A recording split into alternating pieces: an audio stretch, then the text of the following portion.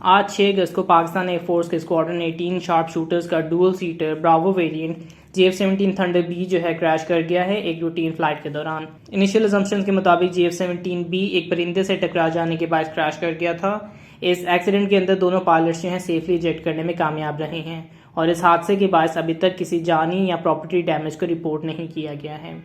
ये हादसा अटक के इलाके के अराउंड पेश आया और इस हवाले से इन्वेस्टिगेशंस लॉन्च कर दी गई हैं। जस्ट फॉर क्लैरिफिकेशन, एक हाई स्पीड फाइटर एयरक्राफ्ट से अगर एक परिंदा टकरा जाए तो बहुत सीरियस डैमेज होने के चांसेस होते हैं, स्पेशली अगर वो परिंदा किसी सूरत तैयारे के एयर इनलेट में दाखिल हो जाए तो इस मौके पे क्रैश के चांसेस तो ऑलमोस्ट 100% हो जाते हैं। इसी वजह से time to time Pakistan air force की जानिब से एडवाइजरीज जारी की जाती हैं जो कि इन एक्टिविटीज से रोकथाम के लिए होती हैं, जिससे परिंदों के झुंड या उनके ग्रोह जो हैं फ्लाइट एरिया में पैदा ना हो।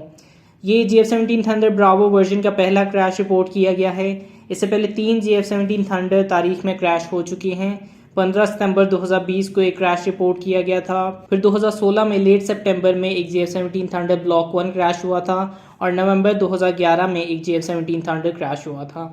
ऑडली इनफ जो 2011, 2016 और ये जो 2021 में जो JF-17 थंडर क्रैश हुआ है, तीनों अटक के एरिया में ट्रेनिंग फ्लाइट के दौरान क्रैश हुए हैं, जबकि जो 2016 का इंसिडेंट था वो बहीर अरब में हुआ। तकरीबन पिछले 10-11 साल में चौथा क्रैश है जो कि JF-17 थंडर को फेस करना पड़ा है।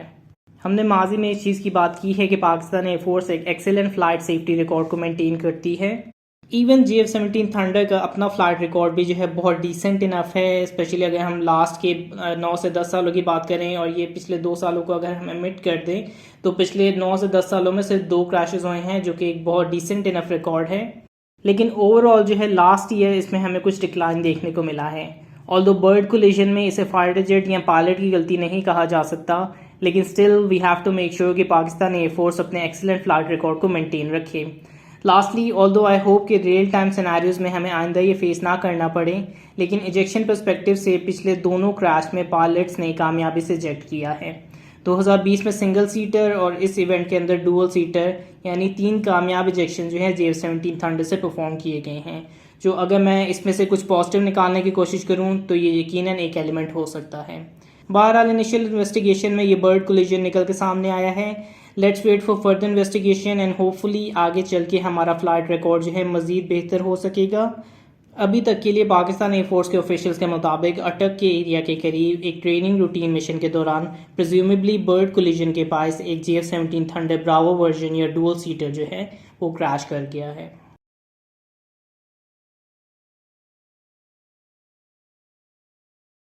जिसमें हम Turkish national MMU fighter jet या जिसे टायर TFX के नाम से भी जाना जाता है इसके हवाले से बात करेंगे। टर्की की नेशनल डिफेंस एक्सपो IDEX 2021 जल्द ही शुरू होने वाली है। गालिबन 17 से 21 अगस्त तक इस IDEX 2021 डिफेंस एक्सपो को शुरू किया जाएगा। नाउ इस डिफेंस एक्सपो में बहुत सी नई टेक्नोलॉजीज़ को मुतारिफ कराया जा सकता है, लेकिन इसमें स्पेसिफिकली हम टायर TFX की बात करें तो यकीनन टायर TFX भी इस डिफेंस एक्सपो की मेजर हाईलाइट होगा और सैटेलाइट इमेज के ज़रिए ओसेंट सोर्सेज के ज़रिए टायर TFX का मौकअप जो है स्पॉट किया गया है। If I am not wrong, ये टायर TFX का दूसरा मौकअप है जो कि इससे पहले मौकअप के मुकाबले में थोड़ा सा मुख्तलिफ है। नाउ ऑब्वियसली एक मॉकअप है, कोई प्रोटोटाइप नहीं है, तो अगर किसी किस्म का चेंज हमें देखने को मिलता है it will more likely be a design change और आई गेस इसका वाज़ह जवाब जो है हमें IDEX 2021 एग्जीबिशन में देखने को मिलेगा। नाउ टायर TFX जो है एक नंबर ऑफ डेवलपमेंट के मराहिल से गुजर रहा है। इसमें सबसे लेटेस्ट एसलसान की चंद बहुत अहम डेवलपमेंट्स हैं। एसलसान की जानब से हेलमेट माउंटेड डिस्प्ले और फ्लाइट कंट्रोल सिस्टम की तैयारी की जा रही है। सीक्रेट प्रोजेक्ट फोरम ने जो है टायर TFX के हवाले से एक टाइमलाइन पब्लिश की है जिसमें टाइमलाइन के साथ कुछ चीज़ें मेंशन की गई हैं और उनके मुताबिक जो 2023 में पहला प्रोटोटाइप टर्की की जानिब से लॉन्च किया जाने वाला है वो एक मॉकअप का ही वर्जन कहा जा सकता है और उसको एक बेसिक स्ट्रक्चरल टेस्टिंग के पर्पज़ के लिए इस्तेमाल किया जा सकता है। सो ये प्रोटोटाइप कहा जा सकता है, लेकिन इसमें से बेसिक स्ट्रक्चर टेस्टिंग के फीचर्स शामिल होंगे। एक चीज़ जो जहन में रखनी ज़रूरी है वो ये कि 2023 में टर्की की जानिब से उनकी 100th इंडिपेंडेंस को सेलिब्रेट किया जा रहा है, तो इस एतबार से कुछ बहुत अहम मिलिट्री टेक्नोलॉजीज़ को जो है इस पूरे साल में रिवील किया जाएगा और आई गेस इसी को मद्देनज़र रखते हुए इसको जल्दी से रिवील की जाने की कोशिश की जा रही है। तो इसी हवाले से जो प्रोटोटाइप 2023 में रिवील किया जाएगा वो प्रिलिमिनरी डिज़ाइन रिव्यू से गुजर कर रिवील किया जाएगा, यानी अभी ये सिर्फ प्रिलिमिनरी डिज़ाइन रिव्यू के ज़रिए जो है 2023 का मॉडल शो करवाया जाएगा, और जो CDR होता है यानी क्रिटिकल डिज़ाइन रिव्यू वो 2023 के बाद होगा। सो इवन 2025 में जो इसका पहला मॉडल रोल आउट होगा उसमें भी 2023 की निस्बत चंद वाज़ेह डिफरेंसेस मौजूद हो सकते हैं, और ऑब्वियसली इससे चंद मिसअंडरस्टैंडिंग्स भी क्लियर हो जाती हैं, इंक्लूडिंग माइन कि 2023 तक कैसे टर्की की जानिब से एक स्टेल्थ जेट तैयार किया जा सकता है, और अगर ऐसा है तो इस अपॉर्चुनिटी को अवेल क्यों नहीं किया जा रहा।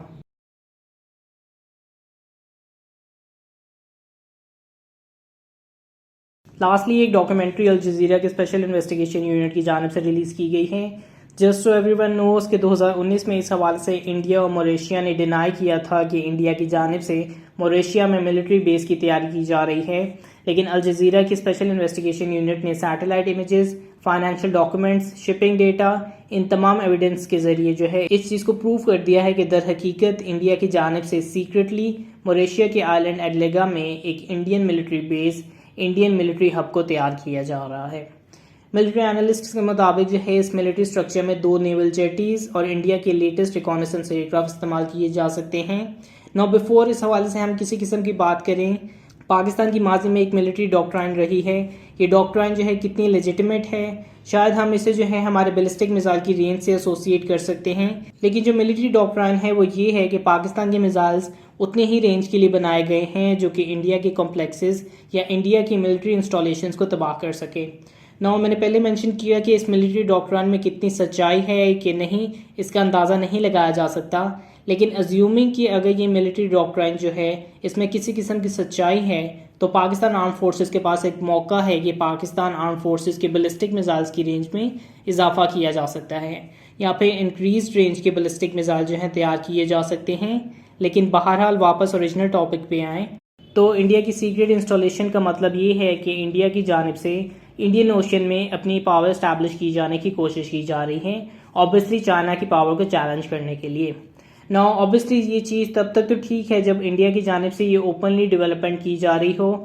प्लस ये थोड़ा सा अम्यूजिंग है कि इंडिया की जानिब से हमेशा ये इल्ज़ाम चाइना पे लगाया जाता है कि चाइना गैर कानूनी तरीक़ों से या डेप्ट ट्रैप्स से जो है दूसरों की पोर्ट्स पे कब्जा कर रहा है, और इंडिया जैसे एक डेमोक्रेसी की सबसे बड़ी मिसाल है जो कि सब काम जो है ओपन तरीके से करती है। लेकिन इस तमाम चीज़ से साबित होता है कि इंडिया के खुफिया अज़ान जो हैं हमेशा से क्या रहे हैं, और मलेशिया की सिक्योरिटी से उन्हें कोई ताल्लुक नहीं है, लेकिन अपनी नेशनल सिक्योरिटी के लिए वो कुछ भी कर सकते हैं।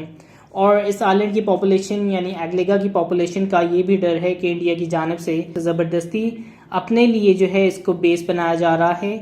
बिल्कुल उसी तरह जैसे US ने जो है मलेशिया के एक और जजीरे चागोस में अपनी मिलिट्री बेस बनाने के लिए लोगों को ज़बरदस्ती वहाँ से बाहर निकाला था, तो वहाँ के लोगों के भी सेम खतरात मौजूद हैं कि चूँकि मलेशिया शायद इंडिया के मुकाबले में अपने आप को डिफेंड ना कर सके, इसलिए अपने आप को प्रोटेक्ट करने के लिए उन्होंने इस चीज़ की इजाज़त दी हो।